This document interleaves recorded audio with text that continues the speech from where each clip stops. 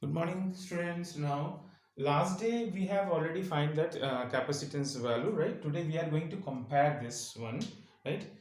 You know that capacitance when there is an air. So let me write air for C naught. C naught is equal to epsilon naught A by D.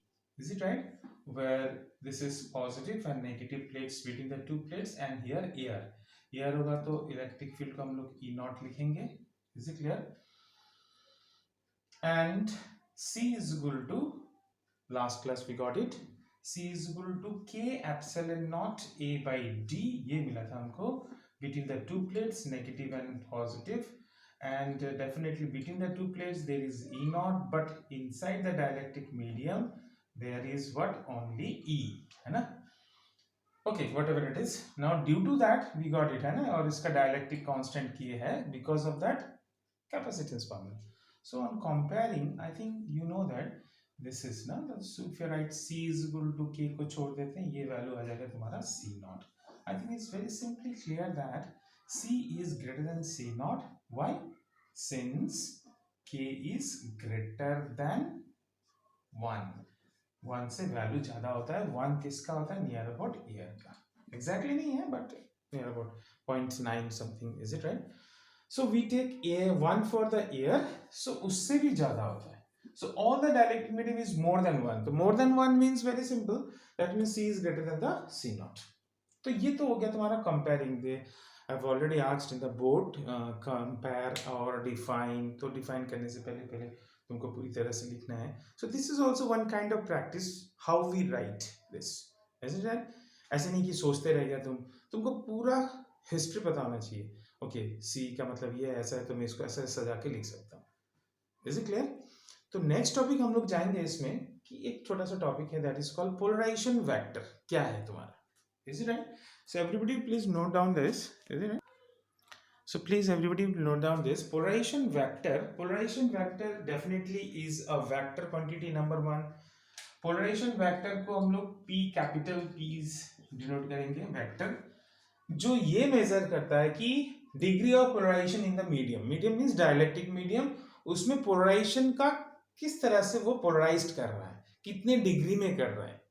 So for that we definitely you can write also the definition like it is defined as the product of number of molecules. Let me write n number of molecules. Okay, इसको ऐसे लिख लेते हैं. number of molecules per unit volume. yes, volume में हम लोग इसको define करेंगे. मतलब जो मॉलिक्यूल्स किसी वॉल्यूम में है, क्योंकि डायलेक्ट्रिक मीडियम एक थोड़ा सा what you call that wafer type का है ना. वेफर मतलब वेरी सिंपल. मान लो एक छोटा सा पीस ऑफ केक ले लिया तो उसमें वॉल्यूम का ही आएगा इसमें. तो उसमें जितने भी मॉलिक्यूल्स है it is defined as the product of number of molecules per unit volume को मैंने सपोज एन कर दिया.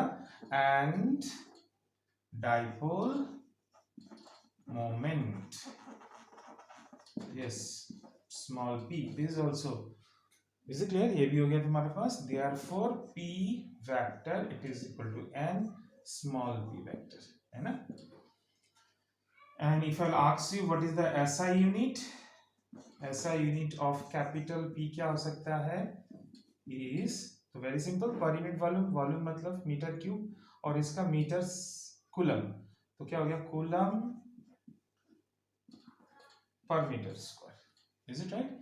तो पोलराइजेशन वेक्टर एक बहुत इंपॉर्टेंट टॉपिक है तुम्हारा कि हाउ ये पोलराइजेशन जो होता है कितने जल्दी होता है.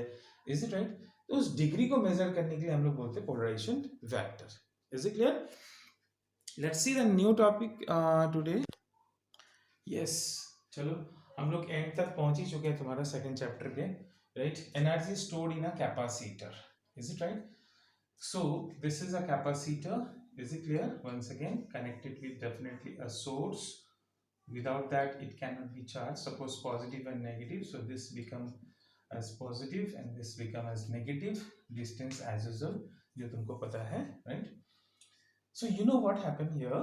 ये एक potential. Is it right? So let me write it is V and some amount of charge. एक चार्ज को उठा के मैं कहाँ से सोर्स से उठा के कहाँ पे स्टोर कर रहा हूँ, प्लेट्स में स्टोर कर रहा हूँ, है ना. सो जब भी मैं इसको स्टोर करूंगा, if we are going to store the charges on a plate, so what happen, yes, Q amount of charge we take it from the source, Q amount of charge लेके आ रहे हैं और वो जाके स्टोर करेगा. लेकिन इतना नहीं करेगा, यही तो इंपॉर्टेंट है इसका. नाउ लुक एट हियर, कितना काम कर रहे हो, तो how much amount of work is done. तो यहाँ पे मैं लिख देता हूँ work done by source to store charges between two plates. कितना करते हैं, work done by the source, work done तुमको पता है, work done can be written as V into Q. I think it's okay. work done सारा चीज पता है तुमको, इतना वर्क कर रहा हूं मैं. This work done is only possible, है ना, therefore we can say work done. जब तुम काम कर रहे हो तो डेफिनेटली उस सोर्स के पास उतना एनर्जी है, therefore it means, better you write, it means amount of energy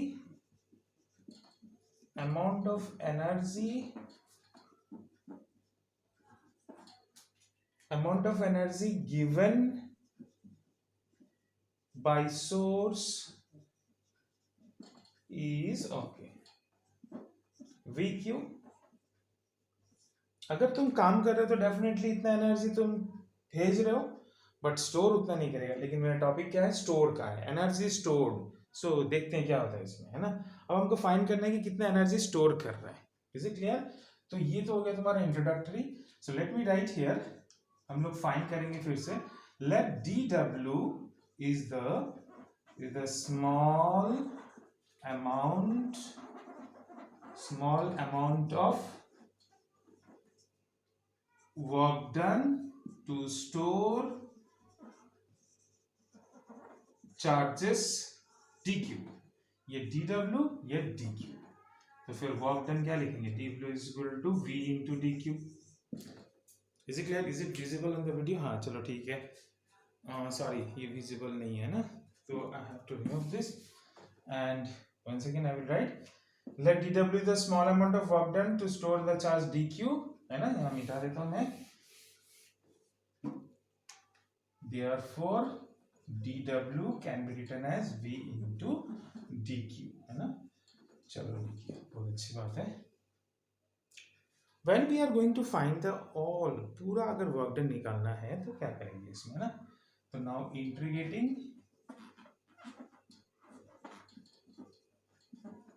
both sides, है ना. So integration of DW, integration of VDQ, है ना. इंटीग्रेशन करके देखते हैं कितना आ रहा है हमारे पास.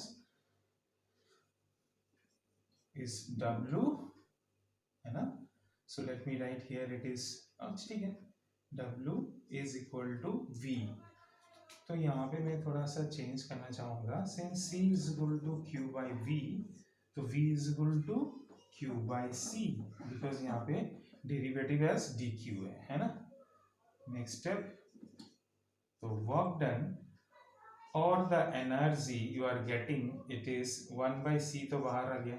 अच्छा इसको बाद में लिखते हैं ना, otherwise you will confuse. 1 by C is outside. Q, you will write it is Q square by 2. This is your answer of integration. You know that. Therefore energy stored between two plates is equal to half of energy stored को मैं U लिख लेता हूँ, because as I told you that कितना work किया, जो work किया it is only due to the energy stored. तो एनर्जी स्टोर क्या कर रहा है, energy store between the two plates U is equal to what, Q square by C. ये हो गया तुम्हारा formula. Is it right? Still it is not complete that कि मैंने जो बोला था. क्या, फिर से इसको चेंज करते हैं स्टेटमेंट में. Q is equal to CV, Therefore, U can be also written as half CV, है ना? So U is equal to half of CV square. This is the another formula. Oh, sorry. Again, it is not visible. So sorry for that. यहाँ लिख लेता हूँ इसमें. यहाँ लिख लेता हूँ. If Q is equal to CV, वही formula. तो फिर therefore U can be written as half. ये देखो Q C square V square by C. I think one C is cancelled.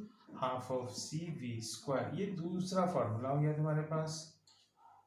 Is it clear? फिर से if C is equal to Q by V, then U is equal to half of क्या निकला था मेरा?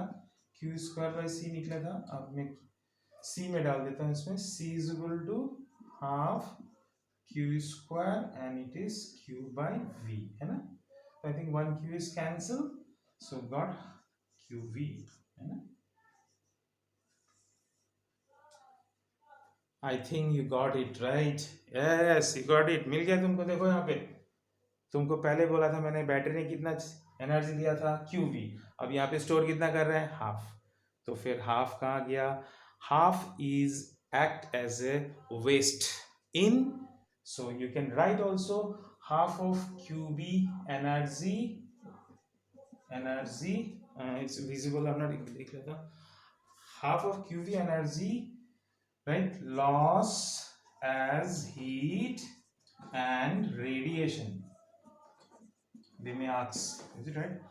Heat and radiation में loss हो जाता है. Keep it in mind. Is it right? It's very important topic. Thank you.